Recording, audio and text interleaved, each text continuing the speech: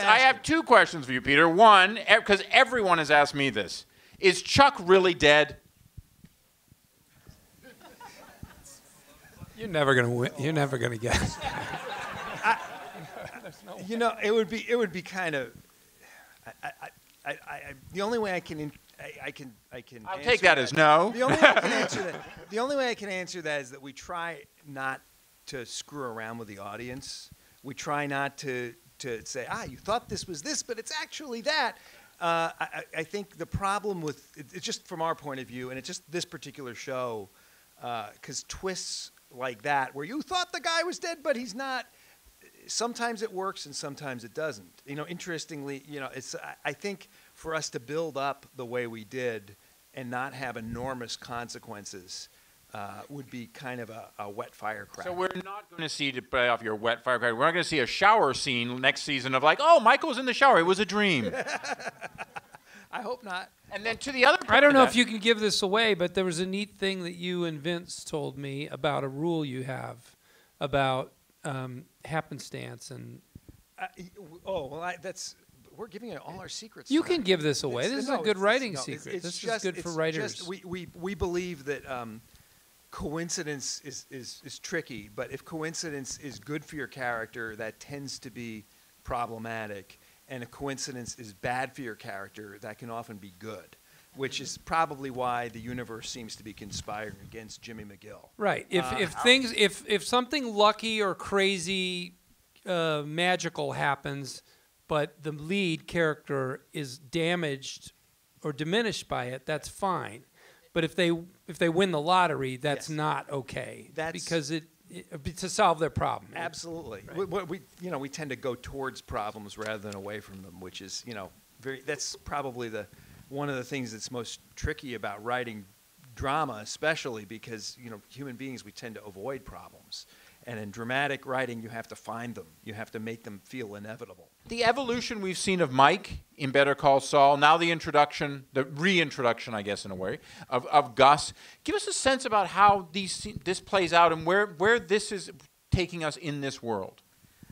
Well, I mean, I think the fun of it, as you say, like almost any of our characters feel like they could anchor a show on their own.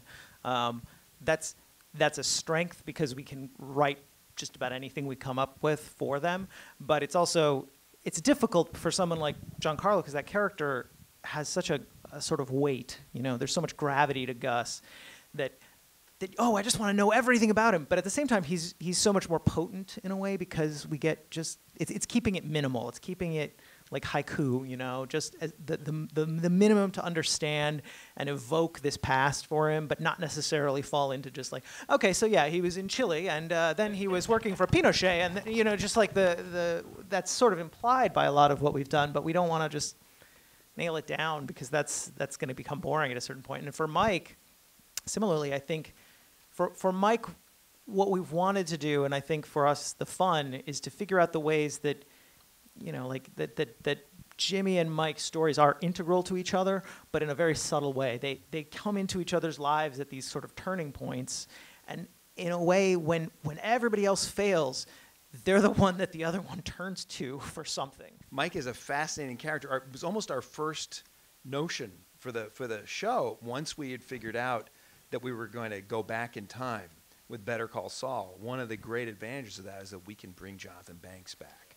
And we can bring back Giancarlo, and we can see how these characters interacted, and that's one of our great joys is when we can come up with a scene that has Bob and Jonathan in it, because the truth is these characters don't just hang out together. Sometimes we wish that they just were drinking buddies, but they have a very functional relationship that's it's taken its time. It's taking its time developing for sure. Well, it does feel like as the show progresses, and now with the death of Chuck, there's still the relationship with Kim, but it feels like what your character's becoming is everything's becoming a transactional event now. That these are the people around you are transactionals, the way you live your life. And of course, in this season, we've seen glimpses now. The name Saul Goodman has finally emerged. Yeah. Oh, yeah. I mean, I feel like we're more than halfway to Saul, for sure. And I also feel like at a certain point it kind of goes faster. that journey, but you guys will decide. But I also think that there's still a lot of story to tell. I, as a fan, I've shared this with Peter and Vince, that I, as a fan, want to know everything. I want everything to connect up when Saul is on his knees at that grave that Walter and Jesse dug, and he says it's Nacho or Lalo, and everything that he says there I want to make sense. So whatever happens with Saul, it has to do with Nacho and Lalo. We haven't met Lalo, right? No, not yet. So we have to meet Lalo. Well, Peter, I want to Not understand. that we know of. I want that little monologue to come to mean a lot to me as a fan. I'm just speaking as a fan.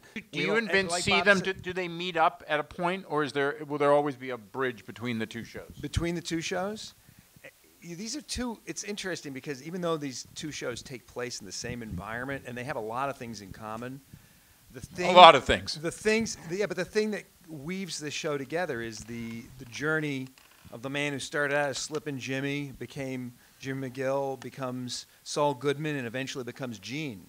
It's really his story. It interacts with the other story. I mean, it interacts with the other story, but that's the thread that we're following. So I think we have to earn our crossover moments with Breaking Bad. Do they meet up? It's still an open question for us.